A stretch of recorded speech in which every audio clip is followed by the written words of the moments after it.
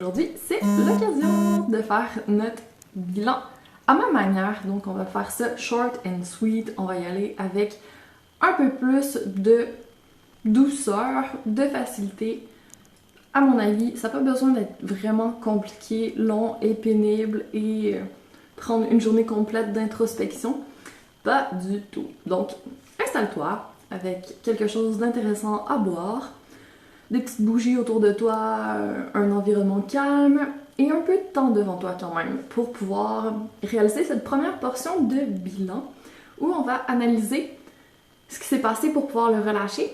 Puis on va commencer après à réfléchir à ce qu'on veut garder de tout ça pour l'année prochaine, mais ça va venir dans un deuxième temps. Donc ça va être plutôt dans notre partie 2 dimanche prochain qu'on va en parler. Donc, n'hésite pas à amorcer le travail, tu as une semaine pour le faire. Si tu peux le faire dès maintenant, vas-y. Parce que des fois, quand on procrastine un petit peu trop longtemps, qu'on a entendu les instructions pour le faire puis qu'on attend trop longtemps, ben ça devient plus difficile. Donc, si tu as un peu de temps en ce gris dimanche au Québec, installe-toi et vas-y. Alors, ce que tu vas avoir besoin, c'est du papier et du crayon. Un crayon. Du papier et un crayon pour prendre des notes. Si tu as ton téléphone, ton agenda, des journaux, si tu fais du journaling aussi, où tu écris un peu ce qui se passe, tu peux prendre tout ça parce que dans ta première portion, il va falloir que tu fasses une revue de ton année. Puis après ça, on va commencer à se poser des questions. Donc, rassemble tout ça, installe-toi, et on va pouvoir en parler dans quelques minutes. Mais avant, je veux juste faire une petite introduction. Pourquoi c'est intéressant de faire un bilan? Parce que des fois, la vie va vite, on le sait, et on prend pas le temps de s'arrêter et de vivre certaines situations qui sont arrivées. On prend pas toujours aussi le temps de vivre les émotions, puis après de les relâcher. Donc, quand on accumule tout le temps, à un moment donné, ça fait trop. Donc, il faut relâcher. Alors, si c'est possible, on le fait au fur et à mesure. Si c'est pas possible, ben, le bilan de fin d'année, c'est fait pour ça. Donc, ça vaut la peine de le faire pour pouvoir se rappeler des belles choses qui se sont passées, pour pouvoir apprendre des choses un petit peu moins intéressantes qui sont arrivées aussi, puis pouvoir repartir l'année prochaine avec une intention. Donc, pas juste d'enchaîner les années et de laisser tout couler sans savoir ce qu'on veut dans la vie, ce qu'on veut vivre comme expérience cette année. Donc, le bilan, ça donne une direction un peu à tout ça. Donc, on regarde un peu ce qui s'est passé, puis après, ben, on décide où on veut aller. Donc, on peut décider direct où on veut aller, mais c'est quand même mieux avant de faire une petite analyse. Comme ça, ben, on a tous les éléments en main pour pouvoir faire des meilleurs choix l'année d'après. Il y a mon chien qui vient d'entrer, donc désolé si vous entendez des petites papates qui marchent sur le sol. Donc, si t'es prête, on va commencer doucement. Donc, la première portion que je t'invite à faire, c'est de prendre ton téléphone, de prendre ton agenda, de prendre tout ce qui t'aide à faire pour chaque mois une petite revue. Donc, tu peux écrire les mois de janvier à décembre, puis regarder ce qui s'est passé à ces mois. Et tu vas essayer de trouver à peu près 3 mots, 3 événements importants, 3 choses qui résument ton mois. Donc, ça peut être rapide, hein? Tu peux faire ça en 15 minutes si t'es vraiment efficace. Essaye de pas te perdre dans tout ça parce que quand tu prends beaucoup de photos, quand tu prends beaucoup de notes, ça peut prendre un petit moment faire le tour de tout ça. Et c'est pas le but. On veut pas se perdre là-dedans, on veut juste aller au point essentiel, puis le dégager. Ok? Donc ça va être ta première étape, faire un résumé par mois de ton année 2020. Juste pour te remettre dans le bain. Ensuite, tu vas arriver à la portion questions. Donc, je vais te donner les questions. Prendre le temps d'y réfléchir. C'est vraiment pas compliqué. On va résumer ça en commençant par le positif. Donc, quels ont été mes bons coups durant cette année? Donc, est-ce que tu as fait des bonnes actions? Est-ce que tu as eu des petites victoires, des réussites? Est-ce que tu as eu des avancements à certains niveaux dans ta carrière, dans ta vie? Est-ce que tu as fait des formations qui t'ont permis d'apprendre des nouvelles choses? Est-ce que tu as fait de la connaissance de nouvelles personnes? Que tu as été à des nouveaux endroits? Donc, quels ont été tes bons coups? Ensuite, je sais qu'on n'a pas envie d'y aller, mais quels ont été mes moins bons coups? C'est notre deuxième question. Parce que justement, là, c'est le moment. Si on n'a pas tout à fait vécu qu'on a été vite dans notre année, qu'il y a eu plein de choses, on veut prendre le temps de revenir sur ces points-là. Pourquoi c'est arrivé? Qu'est-ce que tu as eu comme réaction? Qu'est-ce que tu aimerais avoir comme réaction la prochaine fois si tu pouvais faire autrement? Puis qu'est-ce que tu as appris de tout ça? Parce que ce qui nous arrive, on a deux choix. Soit on fait rien, puis après, ben, vu qu'on a un peu résisté à ça, ça se peut que ça revienne pour qu'on fasse différemment. Ou on prend action, et là, ben, ça produit le résultat qu'on veut ou pas. Et on peut pas changer ce qui s'est passé dans le passé. Mais en réfléchissant un petit peu, la prochaine fois qu'on vit ce genre de situation, on peut faire différemment. Et là, c'est vraiment le but de cette question. Donc, quels ont été mes moins bons coups? Qu'est-ce que tu peux tirer de tout ça? Les leçons, les apprentissages, et après ça, juste les relâcher. Même si t'as pas eu la meilleure réaction que tu voulais, même si tu penses que t'as pas été à ton maximum, c'est pas grave, tu peux te pardonner, t'accepter, t'honorer comme tu es. Et la prochaine fois, ben, ce sera une autre histoire. Mais c'est ça, on reste pas accroché à ça. C'est arrivé, c'est fait, c'est correct. Puis la prochaine fois va être différente, tout simplement, en 2021. Donc, ça c'était notre deuxième question. Notre troisième question, justement, qu'est-ce que j'ai appris cette année? Donc, peut-être qu'au niveau professionnel, en étant plus en télétravail, peut-être que tu as changé de travail, qu'est-ce que tu as appris en pouvant moins voyager, moins sortir, moins voir de gens? Est-ce que tu as passé un peu plus de temps à apprendre comment tu fonctionnes, à faire du développement personnel, des formations? Est-ce que tu as fait de la lecture? Est-ce que tu t'es découvert des nouveaux loisirs? Donc, qu'est-ce que tu as appris cette semaine dans les différentes sphères de ta vie? Ou juste les grands highlights, ce qui te vient en premier, quels sont tes grands apprentissages de l'année. Pas besoin de faire une liste hyper longue. Encore une fois, tu peux garder quelques points les plus importants, puis tu les notes. Pour notre troisième question, donc, qu'est-ce que j'ai appris cette année? Quatrième question, on est revenu dans le positif. Quels sont les plus beaux moments de 2020? Parce que c'était une année un petit peu chaotique. Des fois, on se dit, c'était une année pourrie, j'ai hâte que ça termine et qu'on passe à autre chose.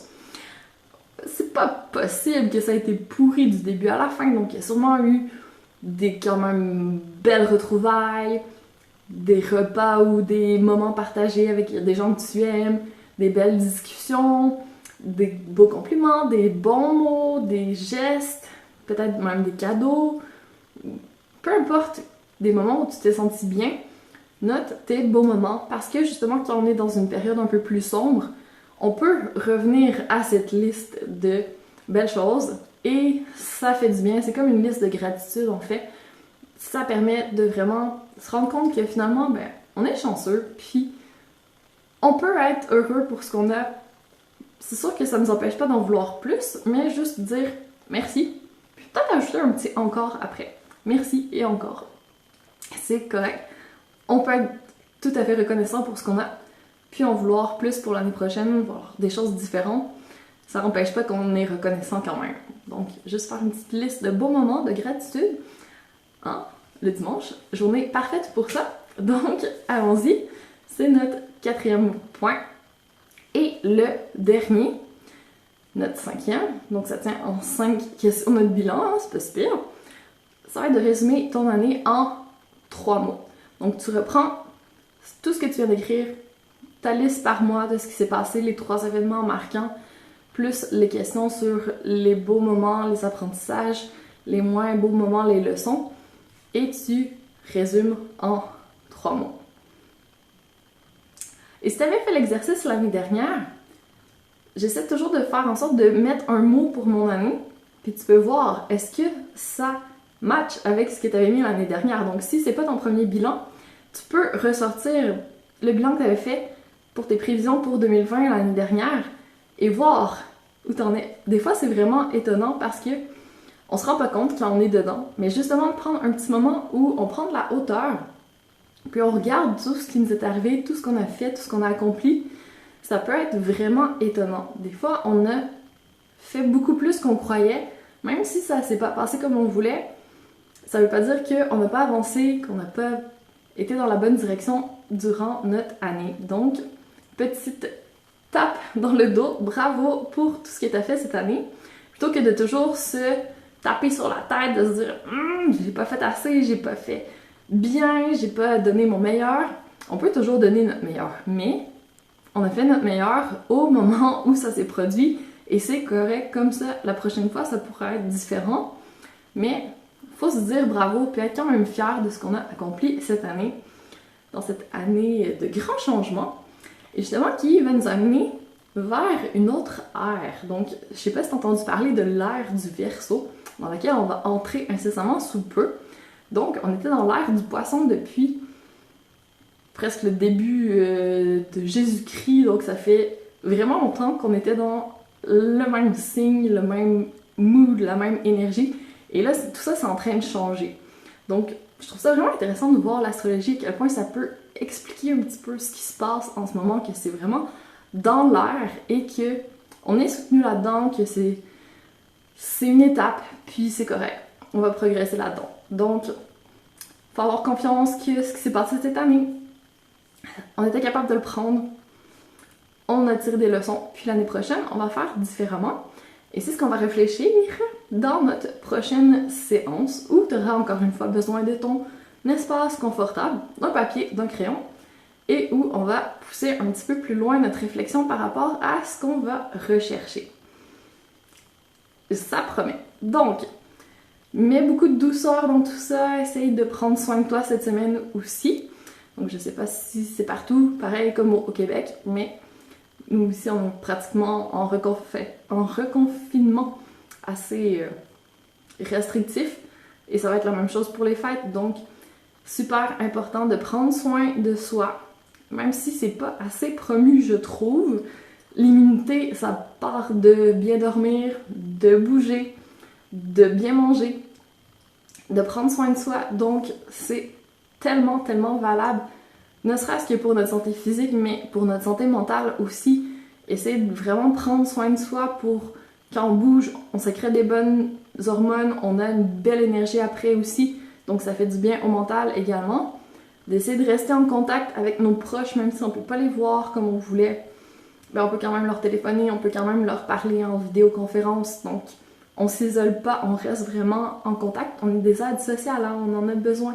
Puis ça a un peu manqué cette année, puis je sais qu'avec le temps gris qu'on vient d'avoir depuis plus qu'un mois, ben c'est dur pour le moral aussi. Donc vraiment, vraiment important de faire des choses qu'on aime, de s'entourer de gens qui nous apprécient, qui nous apportent un peu de support, puis de prendre soin de soi sous toutes les formes, que ce soit physique, que ce soit mental, émotionnel, au niveau spirituel, se nourrir un peu, s'inspirer, puis prendre soin de notre énergie aussi, pour pouvoir se sentir vraiment, vraiment bien. C'est juste notre travail. Si on ne le fait pas nous, il y a personne qui va le faire à notre place. Donc, il faut vraiment se responsabiliser par rapport à ça. Puis, peu importe que ce soit la fin de l'année, qu'on soit super occupé, qu'on pense qu'on n'a pas le temps, qu'on pense qu'on a tellement plus d'énergie qu'on peut pas faire ça, on peut toujours retourner la roue puis repartir sur une bonne base. Donc, ça vaut vraiment la peine de commencer par une petite chose si on l'a pas fait ces derniers temps. Je donne une suggestion à chaque jour jusqu'au 24 décembre, donc il y a plein de manières de se donner un peu de douceur, de prendre soin de soi d'une manière qui nous plaît. C'est pas obligé d'être rigide, c'est pas obligé d'être plate. On veut du plaisir, on veut de la joie, c'est la période des fêtes, donc on peut s'en donner à nous-mêmes si c'est pas possible d'aller la chercher à l'extérieur. Prends une grande respiration. Si tu as le temps de faire ton bilan maintenant, je t'invite fortement à le faire. Sinon, à y revenir le plus tôt possible. Tu as une semaine pour le faire, donc amuse-toi bien. Passe une magnifique journée. Nous, on se dit à dimanche prochain. Puis si tu as besoin d'inspiration d'ici là, tu sais que tu peux la trouver sur ma page Facebook avec ma petite douceur du jour, notre calendrier de l'Avent.